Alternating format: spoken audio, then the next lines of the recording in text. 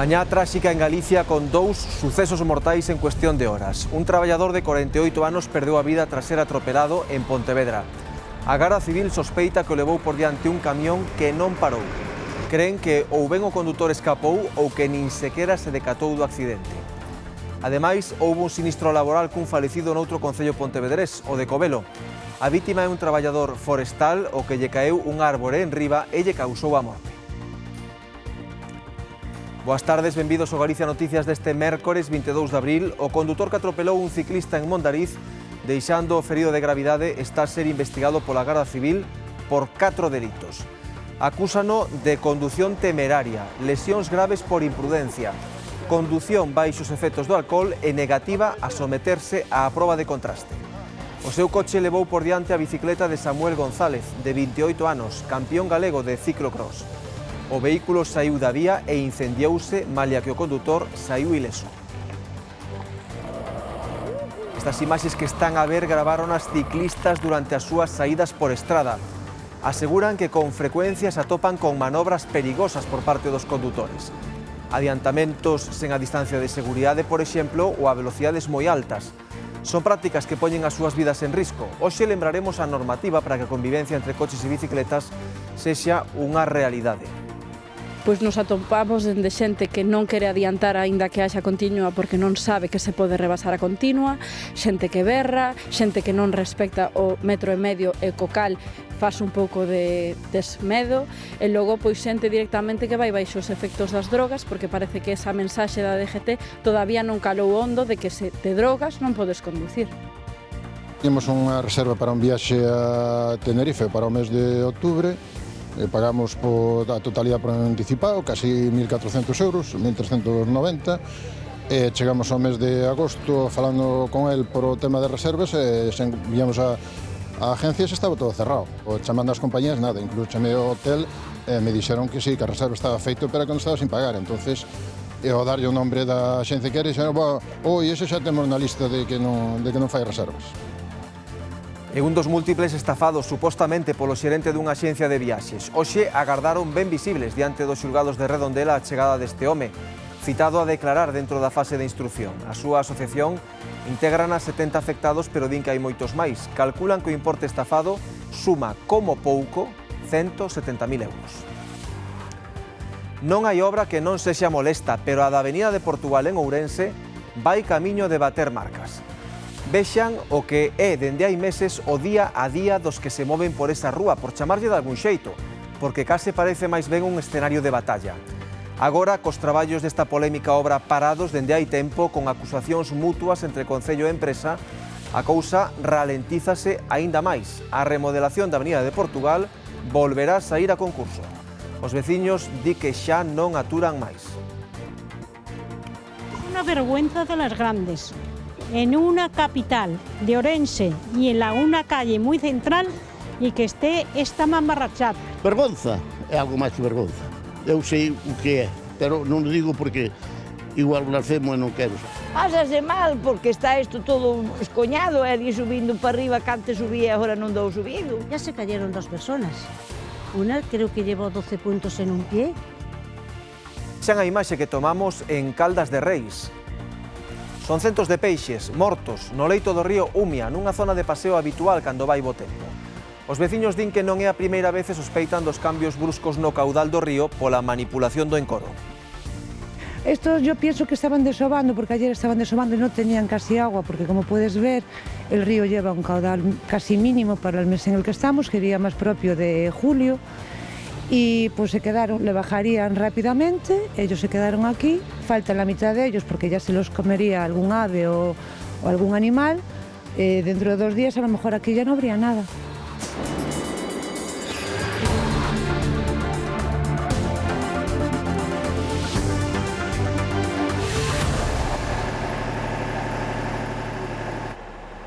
Un operativo en varias localidades do Salnés contra unha importante organización dedicada ao tráfico de drogas. Polo momento, só transcendeu que hai unha decena de detidos e outros tantos rexistros en Vilagarcía de Arousa, a Illa e Vilanova.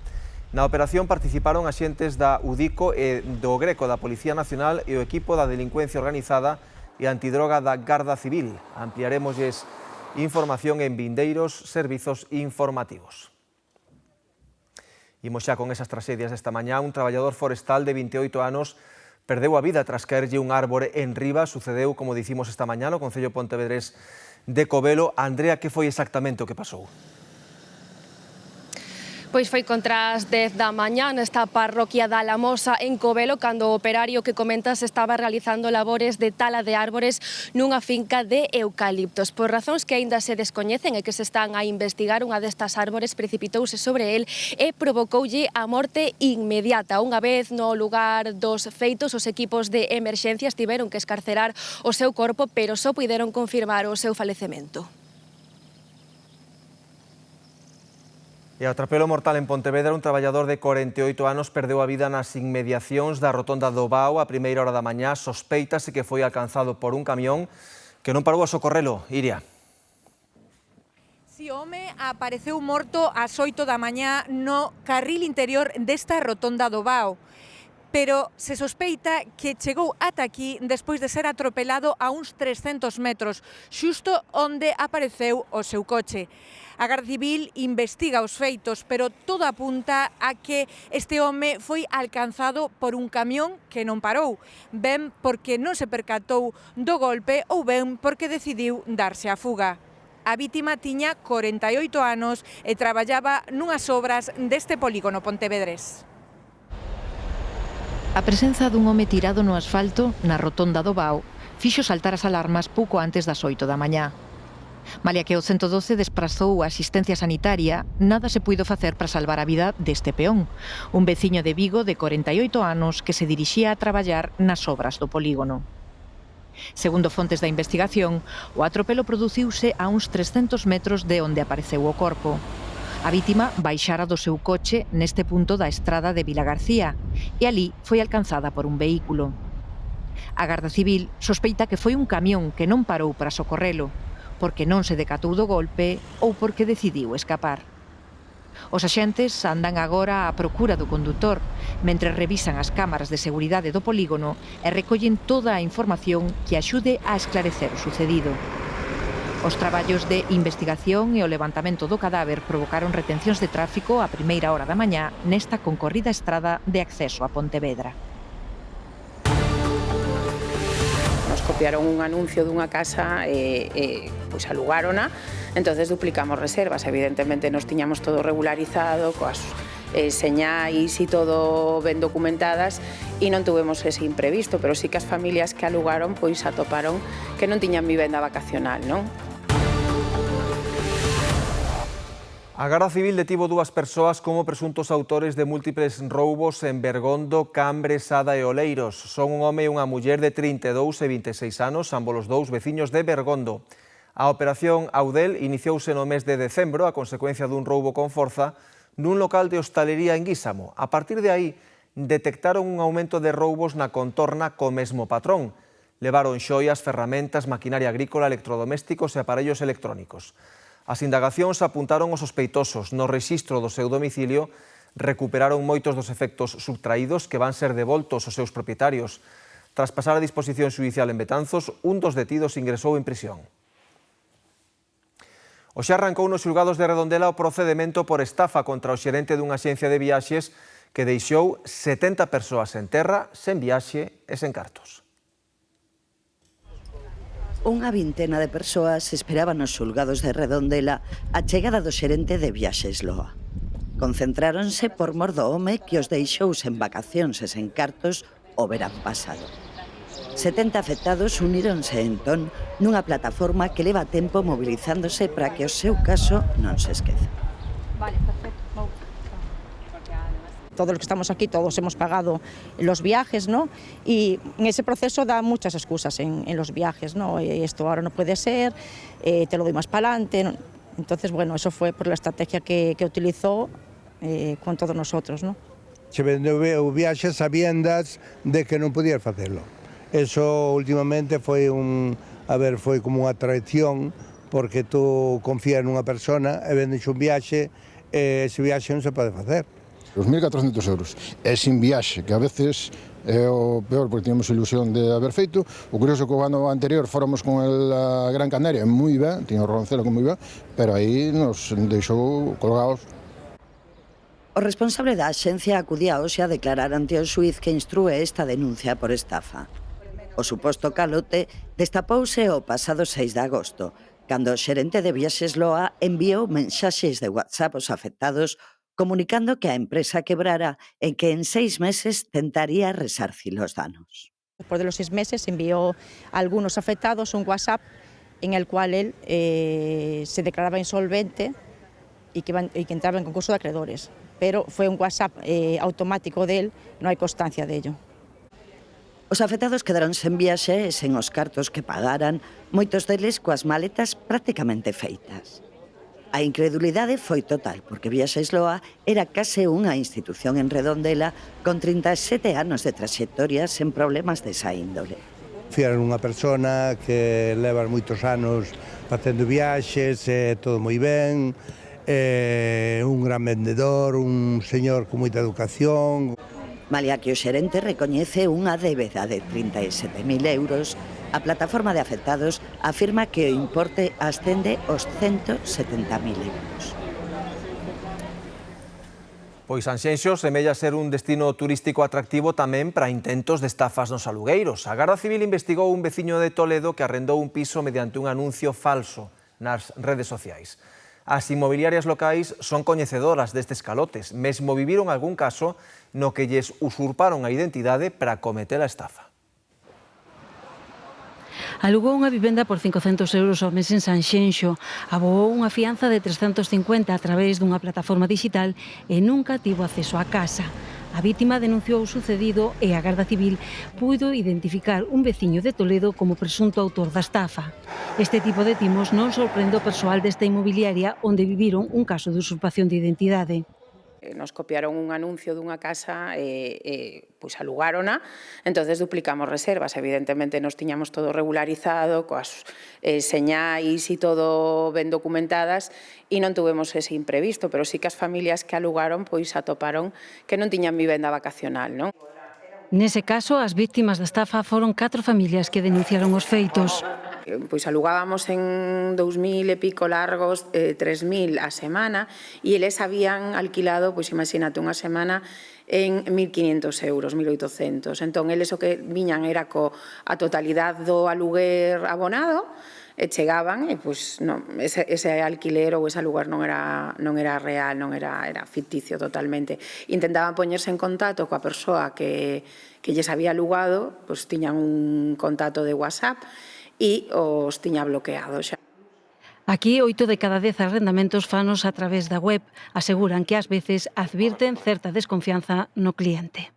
Duns anos para cá, a verdad que sí, teñen medo deso de que van a pagar unha cantidade bastante elevada dun aluguer en pleno agosto e queren saber exactamente. Tens que collerlle confianza a persona coa que estás falando. Os profesionales temos que vender verdades, non fotos coa IA e cousas desas. É moi difícil a día de hoxe determinar se un anuncio é real ou non, porque se copian tal cual. Lóxico sería que tuveses unha conta dunha entidade que se dedica a aluguer e que este, digamos, referenciada, que a teñas localizada e identificada. Isto o que vai provocar é que a xente antes de facer o ingreso pois chame, corrobore que efectivamente somos unha empresa asentada en Sanxenxo, que temos unha oficina e demais. Supoño que dará un pouco máis de credibilidade. Na Coruña quedou visto para sentenza o xuizo contra o loteiro acusado de quedar coa primitiva millonaria. Nesta derradeira sesión, as defensas insistiron na inocencia dos acusados. O abogado do loteiro di que dende o primeiro momento recoñeceuse como non propietario da primitiva millonaria e o letrado de seu irmán manifestou que o premio permaneceu inmobilizado en Madrid tras facerlle entrega do boleto a un directivo de loterías. A defensa de Manuel Reija asegura que non hai proba de cargo suficiente que rompa as fronteiras da súa presunción de inocencia. As acusacións, segundo di, cúlpano de quedar coa primitiva millonaria e cos boletos non premiados que a acompañaban e tamén de mentirlle o lexítimo propietario, un xogador habitual. La secuencia de verificación de los boletos es una secuencia rápida. Un jugador habitual es muy razonable pensar tan razonable como cualquier otra cosa, apelando a las reglas de la lógica humana, que sea capaz de visionar el visor. Se pueden tener despistes, efectivamente se pueden tener despistes. Bueno, pues venga, se ha despistado con el visor. Pero también se ha despistado con que el lotero no le devuelve los boletos no premiados. A las 2 horas dice, me lo he encontrado.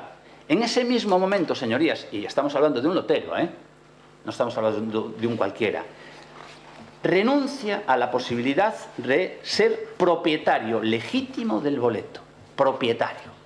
O abogado do delegado provincial de loterías acusado de branqueo de capitais alegou que o premio, 4,7 millóns de euros, permaneceu inmobilizado baixo custodia institucional unha vez que o agora investigado lle fixera entrega do boleto a un directivo da SELAE que se trasladou a Coruña na súa procura.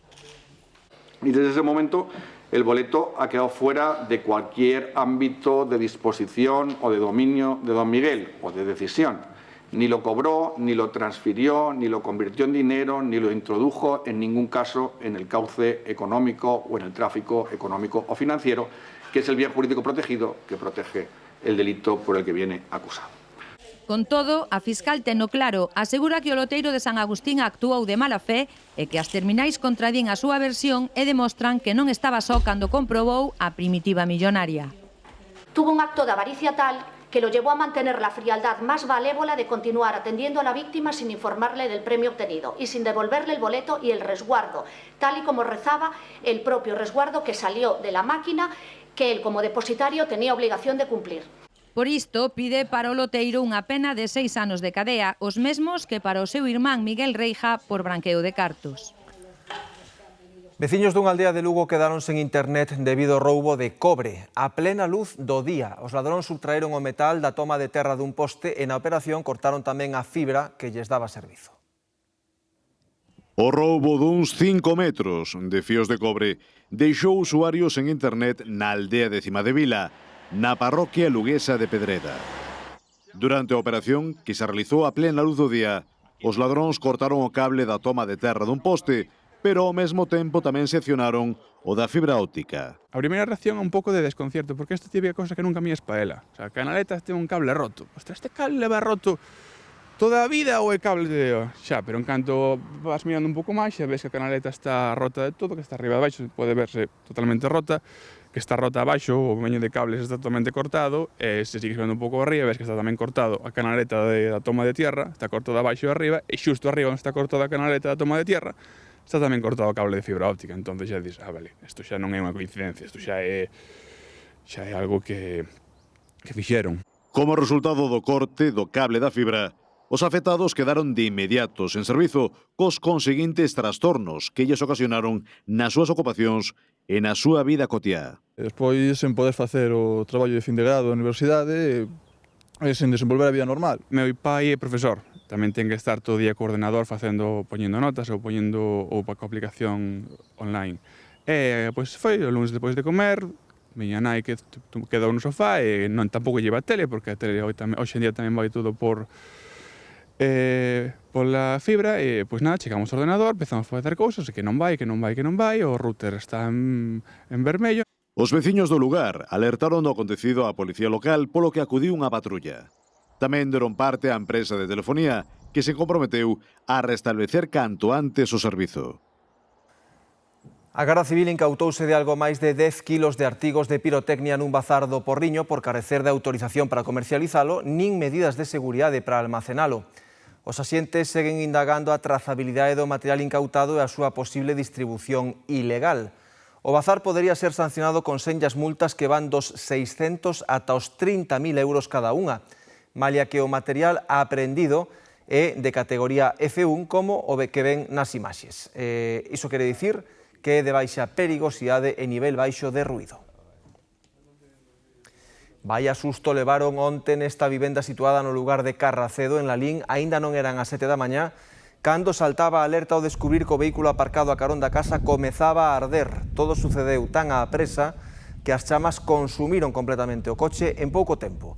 Ata o lugar desprazáronse os bombeiros de Silleda, a Garda Civil e Emerxencias de Lalín, que sufocaron o lume rapidamente. O vehículo quedou como ven, totalmente calcinado. Tamén quedou afectado unha parte da vivenda. Por sorte, alo menos non hai que lamentar danos persoais. O condutor que atropelou un ciclista en Mondariz está a ser investigado pola Garda Civil por 4 delitos: condución temeraria, lesións graves por imprudencia, condución baixo os efectos do alcohol e negativa a someterse a proba de contraste, unha vez que no primeiro test de alcolemia triplicaba o máximo permitido. Os feitos sucederon o domingo, contra as 7 da tarde, na Estrada Nacional 120, entre Mondariz e Covelo. O condutor levou por diante a bicicleta de Samuel González, de 28 anos, campeón galego de ciclocross. O coche saiu da vía e incendiouse malia que o condutor conseguiu sair ileso. O ciclista quedou ferido grave, permanece ingresado no hospital, pero, alo menos, xa está fora de perigo. Os ciclistas son, xunto cos peóns, os usuarios máis vulnerables da estrada, unha perigosidade que se multiplica exponencialmente cando os condutores de vehículos de 4 rodas cometen imprudencias, como puido ser neste caso de Mondariz. Imos ver de seguida algunhas delas, gravadas ademais dende as propias bicis. Camión turismo e os ciclistas en apenas distancia é a temeridade máis repetida e tamén a que os fai máis vulnerables. De entrada xa te desconcentra un pouco esa fijación que vas atento á estrada e se un coche te pasa a ras a unha velocidade pois superior, por exemplo, a 30 km/h, vas notar unha vibración que non tes por que sufrir. A norma é sinxela e clara. Da distancia de 1,5 metros podendo invadir o carril contrario, inda que este prohibido adelantamento, sempre cando non haxa curvas nin nada que impida a visibilidade de cara a seguridade a todos os demais. Unha distancia curta que non se respeta, fartos de sufrilo quixeron representalo con este espantamoscas, neste caso como espantacoches. Poñamos na bicicleta como para que fixese efecto, ese matamoscas en algún caso ten partido pola metade, tirado o ciclista do seu propio vehículo a estrada e incluso houve un alumno que faleceu. Pero ollo, porque distancia de seguridade sí, pero adiantando cando se pode, porque ir chupando roda tamén os pon en perigo. Non adiantarnos por medo a facelo mal e moitas veces crean un atasco brutal con 40 coches encabronados detrás e logo é peor porque logo empezan a adiantar todos un detrás de outro e sí que é igual de perigoso. Desesperan especialmente cando van en grupo, pero xustifícanse. E por que van a par, van de charleta, van molestando? Non, o que van é sendo máis visibles para que se ti ves co coche detrás, se ves a unha persoa, ao mellor hai unha ristra de ciclistas e non os miras, pero nun descenso prolongado ou cando vas circulando, podes ir de a dous para que ocupes, digamos, o mesmo volume que un vehículo. Tiran de cámara como posible proba en caso de accidente, pero tamén para concienciar, porque hai situacións que son de ver para creer. A Fiscalía pide 15 anos de prisión pro acusado de asasinar un mozo na zona de Viños de Ourense. A familia leva a petición ata os 25 anos. Os feitos aconteceron en novembro do ano 2024, cando a víctima, Amin, celebraba o seu aniversario na zona bella da cidade. Tras unha discusión previa co agora presunto culpable, este asestoulle unha navallada no corazón que lle produciu a morte. Nas cualificacións previas ao xuízo, a acusación particular pide 25 anos de prisión por asasinato e entender que non tivo a min a posibilidade de defenderse, mentres que a Fiscalía pide 15 por homicidio. Ambas as dúas coinciden en que había intención clara de acabar coa vida do mozo por parte do presunto asasino. E a imaxe esta mañá da Praza de Lugo, na Coruña, varias lousas rotas e levantadas obrigaron a valar un treito dunha das rúas máis transitadas da cidade. Veciños e comerciantes da zona din que xa se produciron varias caídas. A policía local colocou estas barreiras para evitar riscos ata que se arranxe o pavimento. Vémolo nuns minutos aquí no Galicia Noticias. Hai novidades en relación á polémica polos tubos colocados nas gárgolas do Hostal dos Reis Católicos en Santiago, do que lles falamos hai uns días no Galicia Noticias. O Goberno galego vaise reunir esta semana co arquitecto responsable da rehabilitación do edificio, un encontro en que a Xunta pedirá que se busque unha fórmula mellor. Ás estatuas instaláronlles unhas tubaxes metálicas para a saída de augas pluviais. O obxectivo é evitar a caída da chuvia pola fachada do hostal, pero esa solución causou enfado entre os veciños e entidades en defensa do patrimonio galego, como a Patrigal. Agora buscarase alternativas máis respectuosas coas gárgulas do emblemático edificio. Buracos, valados, montóns de area, pedras, coches e todo tipo de obstáculos sortean a diario os ourensáns na Avenida de Portugal. As obras que o Concello retomou hai uns días son só para poñer parches. A remodelación terá que volver saír á licitación. Unha nova que indignou aínda máis os veciños que falan dunha situación de perigo e de perdas insostibles para os comercios. Convidámolos a percorrer un treito da Avenida de Portugal acompañando a quen padece cada día unha chá de obstáculos. Non lle digo. Es un peligro, es que no podemos ir ni por la calle, ni por las aceras, ni por un lado, porque los coches están pasando para arriba y para abajo. ¿Qué hacemos nosotros? ¿Nos quedamos en casa? Pásase mal, porque está isto todo escoñado, e ali subindo para arriba, que antes subía, agora non dou subido. Deixaron isto todo desfeito. Non é fácil, non. Además, chegamos aquí a un sitio que parece que está todo cavado aí, ¿no? Era moi difícil cada día. Lo peor es cuando traigo carro, entre gravilla, aceras que no sube, que no doy. Y que es un follón como está esto está que da pena. Vive en situacións de risco e tensión e a rabia acumúlase tras máis dun ano sufrindo unhas obras para as que non se albisca fin. Yo estoy tranquilo. Es una vergüenza de las grandes. En una capital de Orense y en una calle muy central y que esté esta mamarrachada. Vergonza, é algo máis que vergonza.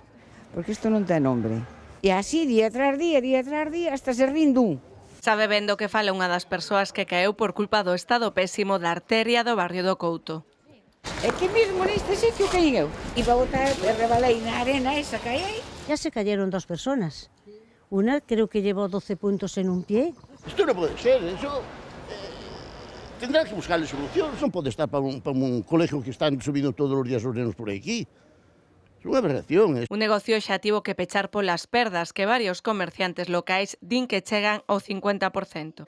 Puxeronme esas pedras todas aí, tuve que facer un escrito ao ayuntamiento, despois pasa menos xente, vedes como está a calle, afétanos ás ventas, ao polvo, á suciedade e a todo. Xa creo que chegamos a unha situación límite xa, vale, la que non podemos seguir desempeñando nin a vida diaria nin o traballo diario. Teremos que evaluar se realmente se pode seguir así. E o peor de todo é que vai haber unha desgracia, claro. Vai haber unha desgracia e quen será o responsable?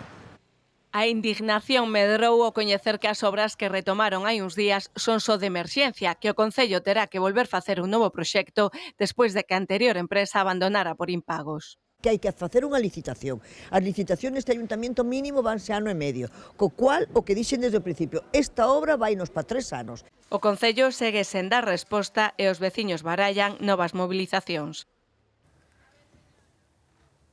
En a cidade da Coruña, unha das rúas máis transitadas acaba de ser embalada. Reyes Rego, contanos por que motivo. Sí, é xusto neste treito da Praza de Lugo, diante de varios negocios e unha das zonas máis transitadas pola súa céntrica situación. Pois ben, aquí atopamos varias lousas rotas e mesmo levantadas que supoñen un perigo para os viandantes. De feito, aquí os comerciantes desta zona xa nos comentan que houbo varias caídas e por iso a policía local colocou estas barreiras de protección cunhas cintas impedindo o paso por esta zona á espera de que arranxen o pavimento. E levan así xa bastantes días e anda caendo toda a xente. Pasan por aí, tropezan e caen. Entón que teñen que vir aquí a arreglalo, porque que además é que tira o vento as vallas, bueno, que é un desastre. El tema de las losetas estas lleva mucho tiempo, así, mal. E tiene caído mucha gente. Tropezou moita xente, pero non vin caer a ninguén. Pero bueno, sí tropeza moita xente, porque hai moitas zonas levantadas. Pero, bueno, entendo que as arranxarán pronto porque acaban de poñer estas semanas barreiras. Parte da praia do Preguntoiro de Vilaxoán está sen area. O areal creouse de xeito artificial hai décadas, as correntes cambiaron e agora é imposible manter a forma habitual da praia. Os veciños e usuarios advirten dun problema. Sen area, a zoa convértese nun lugar perigoso. Cándido mira con pena o estado en que está a súa praia favorita, a do Preguntoiro, no concello de Vilagarcía. Leva media vida vindo a ela e sabe que este verán tampouco haberá rehabilitada. O mar pide, o sea, reclama esa área, entonces que fai? Lavar continuamente esa zona. Co cal, cando vais a marea, é un peligro público para a xente, ¿no? Porque formigón puro. Os veciños de Vilaxoán levan anos pedindo que se rexenere esta praia que mesmo chegou a ter bandeira azul. Hai 7 anos, Costas do Estado encheuna de area, pero agora o organismo non ve claro que sexa eficiente seguir facendo. Certo que aquí fixeron un recheo con area, bueno, despois de moitos temporales, xa leva varios anos así nese estado. O sea, tal como vedes agora, que a marea baixa, pois o escalón ainda máis alto. Os vilagarcianos que veñen aquí, moitos vilagarcianos veñen a esta praia, atopanse ese mesmo problema. Por se fose pouco, existe un problema de competencias. A xestión do areal en si pertence ao Estado, pero o paseo e toda a parte construída é de Portos de Galicia, unha zona afeada pola presenza de canalizacións á vista e a deterioración do material que tamén consideran perigoso. Que es peligroso, sí, porque lo tengo visto con la marea baja y es peligroso. É perigoso, xa se ve que é, non hai moito que... Xa se ve que aquí veñen unha playa moi familiar, bueno, pois os nenos aí podense dar un bo golpe. Pola súa banda, o Concello de Vilagarcía, co que falamos esta mañá, confirmounos que xa encargaron un estudo de dinámicas de arrastre do mar para saber de xeito científico e con datos se realmente é eficiente ou non seguir levando area a esta praia que é un dos enclaves máis emblemáticos de Vilaxoán. Veciños de Caldas de Reis denuncian a aparición de centos de peixes mortos no leito do río Umia. Sospeitan que se deben aos cambios bruscos no leito pola manipulación do encoro.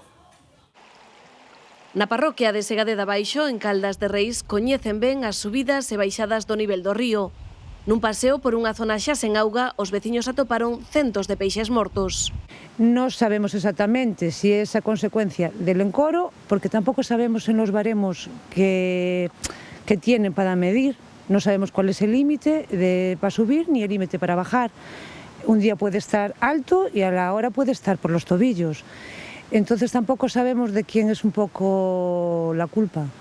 Lo que sí que estaría bien es que se tomaran medidas e se buscara unha solución ante isto, porque non é a primeira vez que pasa. Din que no inverno non pasa moita xente polo lugar, polo que moitas veces episodios como este pasan desapercibidos. Invierno nada, no viene nadie, fue de casualidad y ahora, como puedes ver, falta la mitad de ellos porque ya se los comería algún ave o algún animal. Dentro de 2 días a lo mejor aquí ya no habría nada, o sea, no nos enteraríamos de nada. Yo pienso que estaban desovando, porque ayer estaban desovando y no tenían casi agua, porque como puedes ver el río lleva un caudal casi mínimo para el mes en el que estamos, que sería más propio de julio, y pues se quedaron, le bajarían rápidamente, ellos se quedaron aquí y nada más. Reclaman que se tomen medidas para evitar este tipo de situacións que afectan os peixes, pero tamén as árbores. Vistes los árboles que se quedan así con las raíces al aire, después se caen. Bueno, al final esto tiene unas consecuencias. Debería de alguien, que yo sé que hay gente muy competente y muy preparada, que debería de petar en la mesa y realmente las cosas que tienen valor, porque el agua es vida y sin el agua no somos nadie, y estas cosas hay que darle el valor que tienen y buscar una solución, porque esto lo estamos acortando muy rápidamente. A beira do río Umia discorre un paseo moi transitado. Lamentan que non se coide a natureza e algúns elementos, como unha antiga ponte a que lle falta unha pedra e quedou inutilizada. En Pontevedra, a Policía Local denunciou no que vai de ano case 100 condutores polo mal uso das prazas de mobilidade reducida. A maioría de sancións son por estacionarse en a tarxeta ou por facer un uso fraudulento da dun coñecido, que se expón, por certo, a perdela. Na última campaña de control, a policía sancionou 26 condutores en menos dunha semana. A 18 por estacionarse en tarxeta e 8 por facer uso dunha non válida. A máis, interviñeron 8 delas por uso fraudulento, por estar encaducadas ou por estar fotocopiadas. Antes atopábase máis ben xente que utilizaba esas plazas sin tarxeta. Agora o que estamos atopando sin tarxeta xa é excepcional, é moi raro que alguén utilice esas plazas sin tarxeta, pero sí que estamos detectando un fraude na utilización das mesmas, é dicir, xente que os utiliza sin estar debidamente autorizado e na que a tarxeta é válida, pero ou ben o titular non está no vehículo, ou ben é unha fotocopia, ou ese tipo de actitudes. A falta de aparcadoiros na rúa obriga a moitos a usar estacionamentos de pago. Pero todos coinciden en que o respecto debería ser máximo. A mí me parece unha falta de respeto, pero ademais que incluso aparcar ao lado non tendo en conta o cebreado, o mismo, súper desconsiderado, porque unha persona, perdón, minusválida necesitas espacio para poñer a silla, para subirse. É unha falta de respeto. Ahora mismo está prácticamente cheo o aparcadoiro, se non encontras nada por aí, pois eu non digo que este ben, pero pode haber que en un momento de tensión ou de necesidade que fagas. Non sei. Yo entiendo las dos partes porque yo me pongo que vengo a trabajar en coche y claro, si no metes el coche en un lado, en un parking privado, es imposible aparcar. Si é para minusválidos, é para minusválidos. Entón eu intento sempre aparcar onde se pode. Ou como moito un carga e descarga, se é unha baixada rápida ou así. Os titulares de tarxeta poden chegar a perdela, malia que o infractor sexa outro. Normalmente os titulares das tarxetas teñen tamén algunha responsabilidade neste tipo de casos, porque a tarxeta en moitos casos é válida, pero está sendo utilizada de maneira fraudulenta, é dicir, o titular da tarxeta non vai no vehículo, nin vai a ser recollido, nin vai a ser deixado, e, por tanto, non utiliza ese vehículo. No que vai de ano, a Policía Local denunciou 94 conductores polo uso indebido destas prazas para xente con mobilidade reducida. Así rematamos por hoxe, quedan xa con Marta de Arriba o Telexornal. Grazas pola compaña e moi boas tardes.